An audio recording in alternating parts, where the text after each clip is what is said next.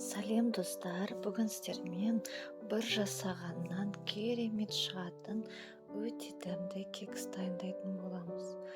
Кухняға мүлдем икем жоқ деген қыздардың өзінен қолынан келеді. Бұл кекстің тиімді бір жолы ашыған айраннан да жасауға болады. Ол үшін жұмыртқамыз бен қантымызды қосып, миксермен әбден көпіршігенше жақсылап араластырамыз. Сұйық май мен айранды қосып, тағы да миксерлейміз.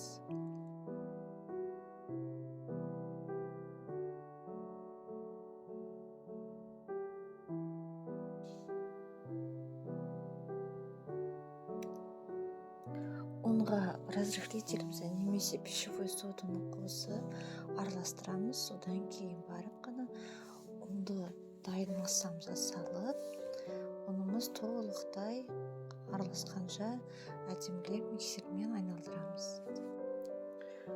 Массамыз осылай өте сұйық емес, не қоюды емес, орташа болады.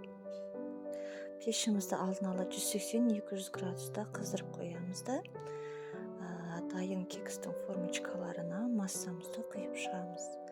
Және құйған кезде формамызды өте толтырмаймыз, өйткені кексіміз көтеріледі.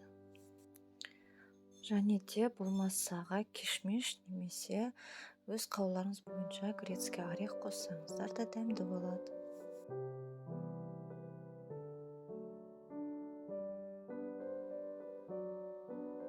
Дайын болған кекстеріміздің бетіне сахарный пудрамен сәндесеңіздер болады.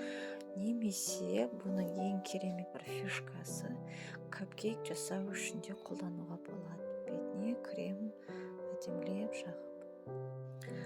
Міндетті түрде жасап көріңіздер.